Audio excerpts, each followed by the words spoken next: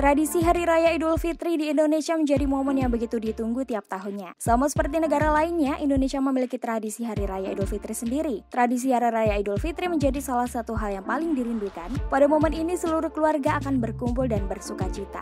Nah, tradisi Hari Raya Idul Fitri juga dapat berbeda di tiap daerahnya. Namun, beberapa tradisi Hari Raya Idul Fitri yang meluas dan dilakukan di seluruh Nusantara. Nah, apa aja? Langsung aja kita bahas. Yang pertama, takbiran. Mengumandangkan takbir menjelang Idul Fitri merupakan amalan yang dianjurkan oleh Rasulullah. Hal ini pun menjadi sebuah tradisi tersendiri di berbagai negara termasuk Indonesia. Pada malam Lebaran, umat Muslim di Indonesia biasanya tumpah ruah ke jalan atau masjid untuk mengumandangkan takbir. Takbiran biasanya dilakukan keliling oleh masyarakat. Kegiatan ini juga biasa diiringi oleh tabuhan beduk yang begitu khas. Tradisi ini menunjukkan kebersamaan antar sesama Muslim di hari raya. Yang selanjutnya ada mudik Tribuners. Tradisi Hari Raya Idul Fitri di Indonesia yang paling dikenal adalah mudik. Tradisi ini begitu fenomenal dan terus dilakukan tiap tahunnya. Mudik adalah kegiatan para perantau untuk kembali ke kampung halamannya. Transportasi yang digunakan untuk mudik dapat berupa pesawat terbang, kereta api, kapal laut, bus, dan kendaraan pribadi seperti mobil dan sepeda motor.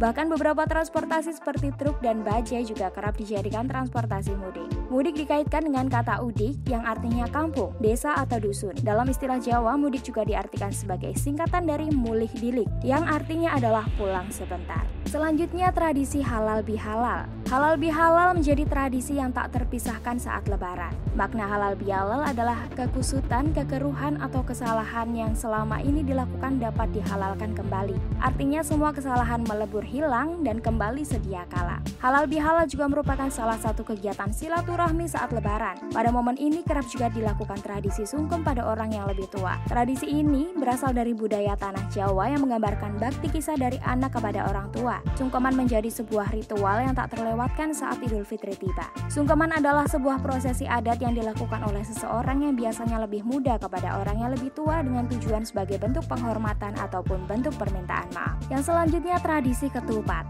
Saat lebaran, tradisi ketupat menjadi hidangan khas. Dalam istilah Jawa, ketupat diartikan dengan ngaku lepat alias mengaku kesalahan. Bentuk segi empat dari ketupat mempunyai makna kiblat papat, 5 pancar yang berarti arah mata angin dan satu pusat yaitu arah jalan hidup manusia di mana pusatnya adalah Allah. Warna putih ketupat ketika dibelah melambangkan kebersihan setelah bermaaf-maafan. Butiran beras yang dibungkus dalam janur merupakan simbol kebersamaan dan kemakmuran. Janur yang ada di ketupat berasal dari kata ja, al, al-nur, bermakna telah datang cahaya. Anyaman pada ketupat diharapkan memberikan penguatan satu sama lain antara jasmani dan rohani. Ketupat biasanya juga disajikan dalam bentuk lauk atau makanan bersantan. Ternyata santan ini juga punya makna tersendiri. Makna filosofi santan atau santan yang ada dalam masakan ketupat adalah pangapunten atau memohon maaf.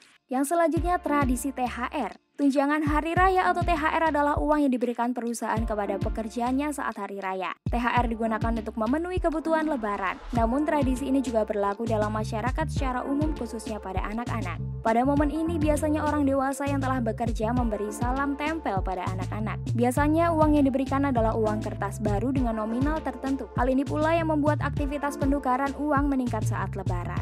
Yang terakhir, tradisi ziarah kubur. Di Indonesia, mengingat leluhur menjadi sebuah tradisi tersendiri. Saat Idul Fitri, masyarakat berbondong menuju makam untuk memanjatkan doa bagi keluarga dan kerabat yang telah berpulang. Di depan makam leluhur, mereka merapalkan ayat-ayat suci dan doa kepada orang-orang yang dicintainya agar senantiasa dalam naungannya. Dilanjutkan tabur bunga sebagai ganti pelepah kurma basah yang disebut dalam salah satu hadis Nabi untuk mengurangi siksa kubur.